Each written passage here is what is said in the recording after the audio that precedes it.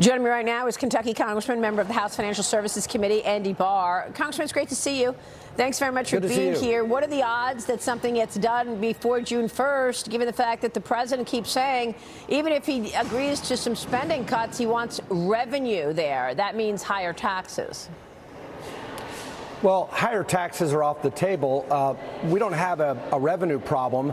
We have an overspending problem in Washington. I believe that there has been some modest progress made in the discussions. I did talk to my colleague Garrett Graves this morning, and negotiations have been moving forward over the evening last night.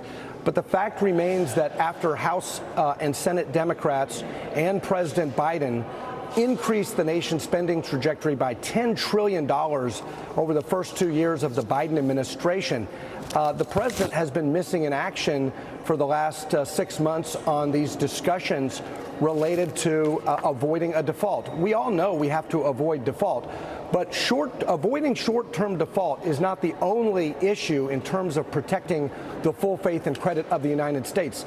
In the medium and long term, the full faith and credit of the United States is in jeopardy because we are spending money we don't have. $32 trillion in debt is simply unsustainable, and putting our head in the sand and just asking for another credit card is not going to protect the sustainability of our country in the long run. That's why Republicans passed a bill, and we are the only ones who passed a bill to responsibly raise the debt limit and not just issue a new blank credit card to Democrats and the president to continue to spend our country into bankruptcy. Well, the longer this goes on, this stalemate has people thinking that you're going to have to agree to a short-term raise in the debt ceiling, even if it's the next couple of weeks or the next couple of months. Are you discussing that you would raise the debt ceiling perhaps till October? Well, I don't think we need to. I think we just need a recognition by the administration that some reasonable spending limitations need to be put into place. It's not as if Republicans are asking for anything unreasonable. We're just simply asking that we go back to fiscal year 2022 spending levels. It's not like we're asking to go back pre-COVID. It's very, very modest what we're asking for, which is, by the way, $1.5 trillion in spending. Apparently, Democrats and the president don't think that's enough. $1.5 trillion in non-mandatory discretionary spending. And then we're even proposing a 1% increase per year over time. This is not unreasonable given the $32 trillion national debt. So what I think Republicans are asking for is just a show of some good faith on the part of the president that we're going to put some modicum of spending discipline in place so that we don't continue to steal from the next generation of Americans. Congressman, I want to switch gears, ask you about your work on the House Select Committee on the strategic competition between the U.S. and China. This is a story that we have been talking about for years, and that is why we have so many indexes that are investing in Chinese companies, even if they're sanctioned.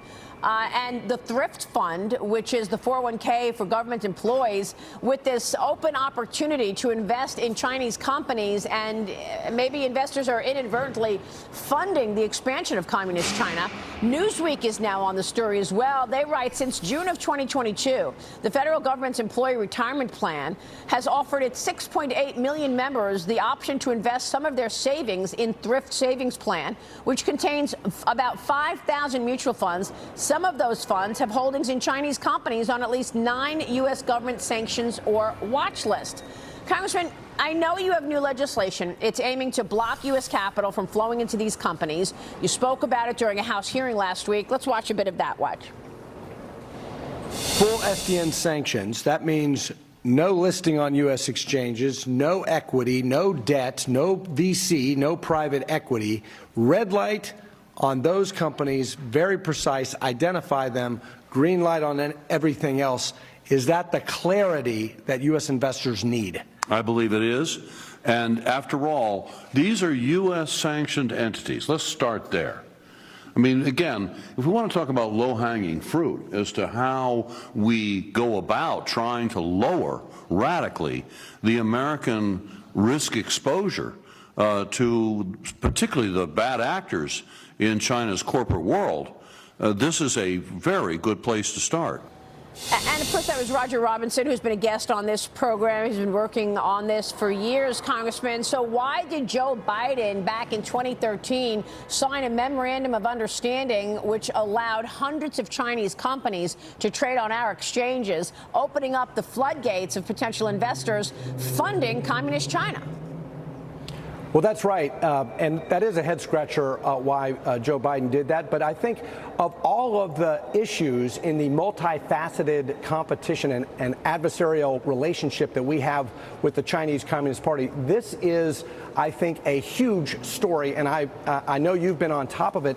The fact that millions of Americans are unwittingly financing the rise of the Chinese Communist Party, financing Chinese military, technology, and surveillance companies that actually threaten our national security.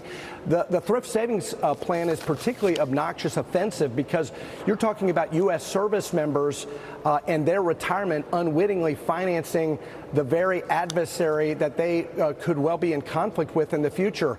So what we're doing with our legislation is not just addressing the thrift savings plan, but the literally over $1.2 trillion in U.S. holdings of Chinese debt and equity securities in these companies of national security concern.